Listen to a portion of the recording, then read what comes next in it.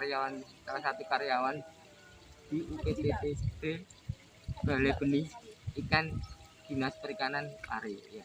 Iya, Pak. Apakah benar pembesaran ikan lele dilaksanakan secara intensif?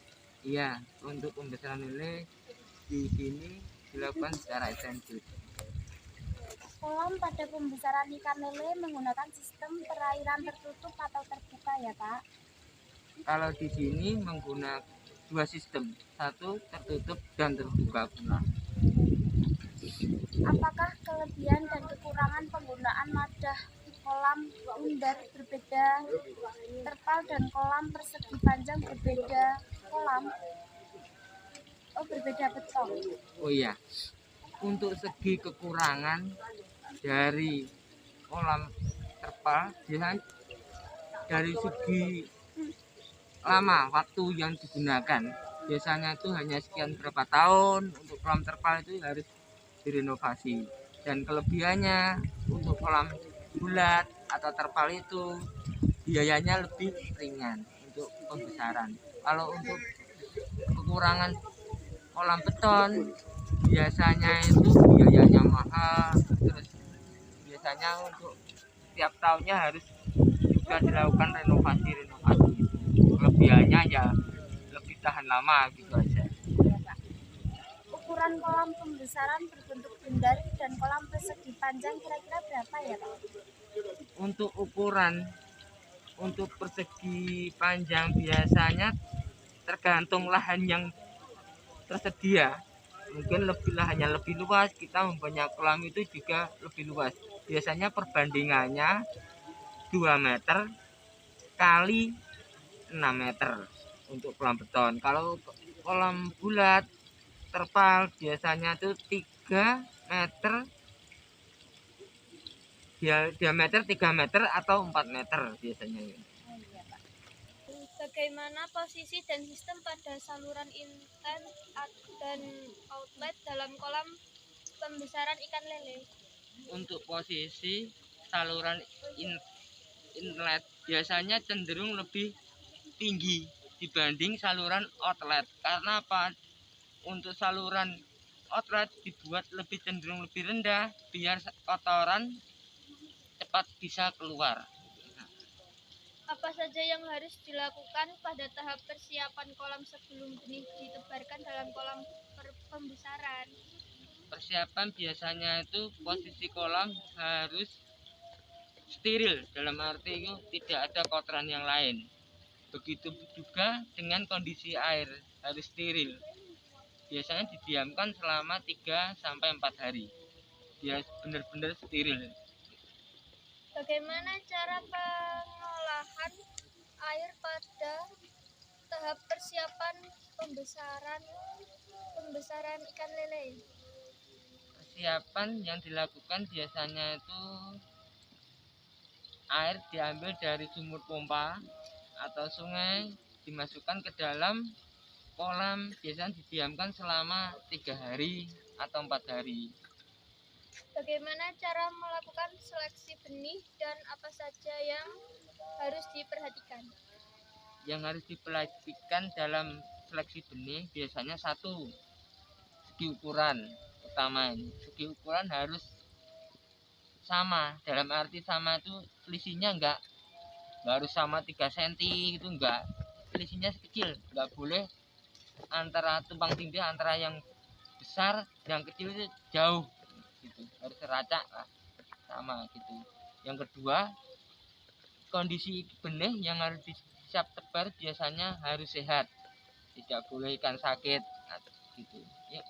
Bagaimana cara penebaran atau pemindahan benih atau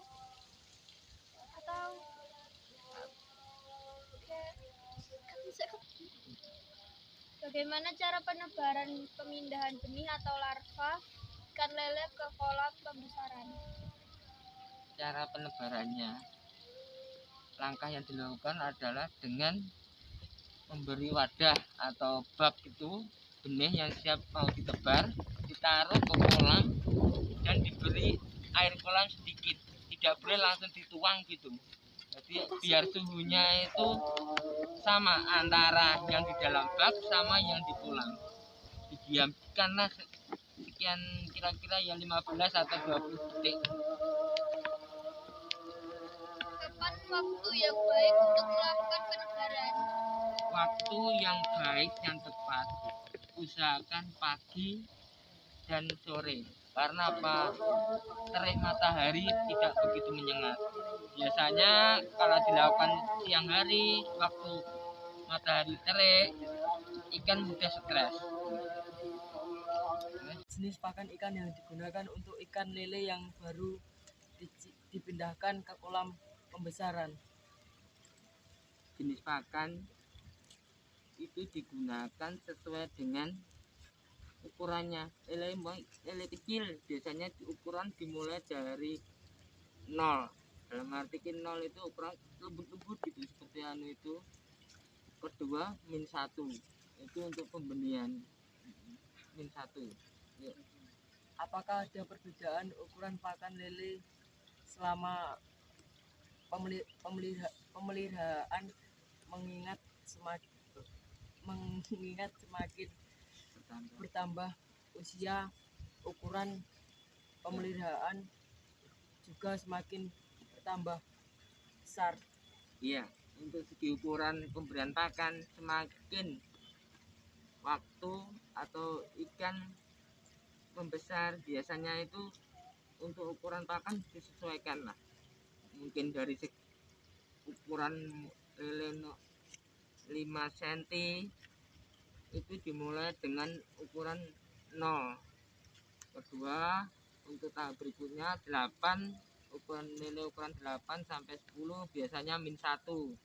Untuk peningkatan berikutnya ya -2 dan -3.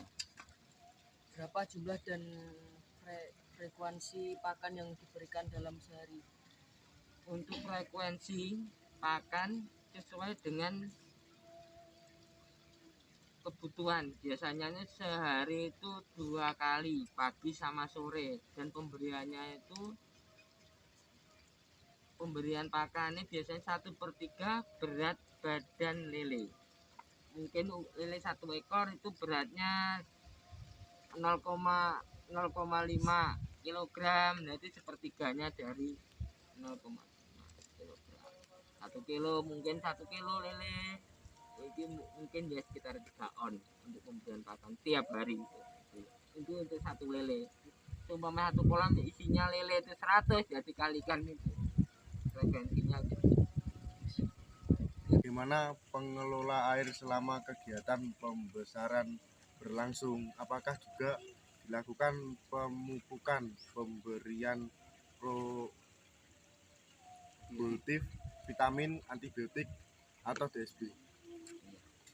Untuk pembesaran lele yang dilakukan untuk kolam terpal atau kolam beton biasanya itu tidak menggunakan pemupukan atau apa. Yang diutamakan adalah pemberian vitamin dan makan untuk lele. Kecuali lele itu sakit harus dikasih probiotik sembuh. Apakah pembesaran ikan lele di sini juga rutin melakukan pengecekan kualitas air? Iya, untuk pengecekan air dilakukan biasanya itu 2 hari sekali. Apa saja kualitas yang diamati atau dicek? Kualitas yang diamati semuanya jenis air, dari air yang baru dari sumber air maupun sudah lama harus dicek. Bagaimana kriteria kualitas air yang cocok untuk pembenaran ikan lele? Kualitas air yang cocok itu pH-nya tidak terlalu tinggi, mungkin 7, gitulah.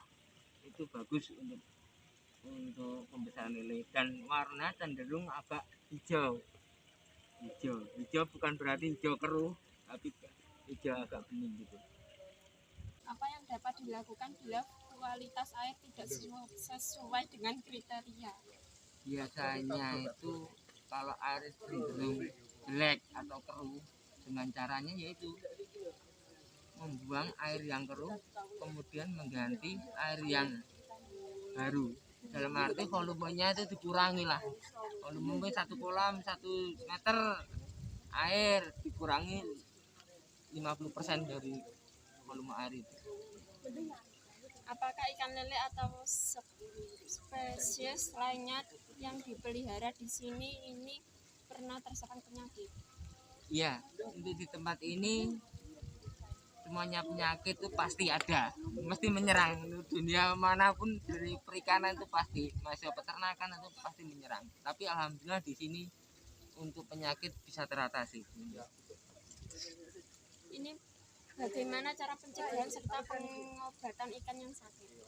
Cara pencegahan dan pengobatan, untuk pencegahan biasanya dikasih probiotik dan multivitamin yang cukup biar ikan lele itu tidak sakit gitu lah, sehat lah. Untuk pengobatan kita cenderung memisahkan ikan lele yang sakit ke wadah lain. Jadi lele sing orang kan ini dipindah. Gitu caranya. Bagaimana cara pengolahan limbah perikanan di sini? Kalau di sini untuk limbah biasanya itu ada tempatnya tersendiri di sini untuk penampungan air limbah, dan selanjutnya bisa terbuang ke sungai. Air pemeliharaan ikan dibuang di mana ya, Pak? Untuk air pembuangan dari habis ikan lele biasanya di sini itu ada wadahnya, ada limbah, tempat limbah itu. Selanjutnya itu bisa ditampung sementara, ditampung di situ limbahnya ikan lele, terus bisa langsung ke sungai. Jadi dari tampungan itu dialirkan lagi ke sungai. Bagaimana cara mengolah limbah perikanan agar menjadi pupuk? Untuk limbah perikanan cenderung ya itu tadi ada wadahnya, biasanya dimanfaatkan untuk murutu. Dalam arti ini diambil bisa murutu, dikasih benih cacing. Dikasih benih cacing itu biar cacingnya berkembang biak, biar banyak, untuk biasanya untuk beri makan lele yang kecil-kecil itu, atau untuk mancing orang gitu, bisa gitu. Kemudian pupuk tersebut dalam bentuk padat atau cair? Kalau untuk pupuk biasanya itu berbentuk cair, karena di sini limbah cair gitu loh. Biasanya ditampung dulu dari bak penampungan limbah, biasanya dimanfaatkan oleh petani-petani atau itu bisa disiramkan ke tanaman. Kalau boleh tahu, probiotik yang digunakan itu apa, Pak, dan berapa dosisnya? Untuk jenisnya itu probiotik jelas ya 4 itu ya. Biasanya itu 20 mili 20 mili untuk kapasitas air yang enggaknya ya 1000 liter. Untuk 1 kolam itu cenderung ukurannya berapa, kita ada penemuan. Dalam budidaya pembesaran ikan lele di sini, ikan lele dipelihara sampai usia dan ukuran berapa? Untuk dari mulai 0 itu biasanya ukur 5 cm, dan untuk sampai batas waktunya itu enggaknya ya 3 bulan sampai siap konsumsi. Mungkin dari 1 kilonya 12 atau 13 ekor. Berapa harga ikan lele yang dijual? Wah, masalah harga itu fluktuatif ya Mbak ya. Biasanya itu enggak tentu, sesuaikan dengan pasaran. Bisa naik, bisa turun gitu.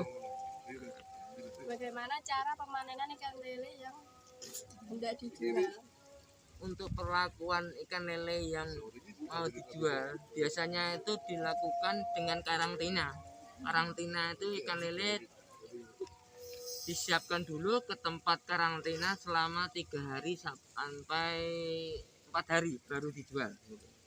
Biasanya ikan lele dijual karena Ikan lele dijual karena waktunya sudah habis dan ukurannya sesuai ini, untuk siap konsumsi biasanya gitu. Kemudian kalau boleh tahu hasil jualnya itu untung atau rugi, Pak? Yang pasti namanya usaha itu ada untung dan ada ruginya. Kadang-kadang kalau harganya turun, ya rugi, kita rugi.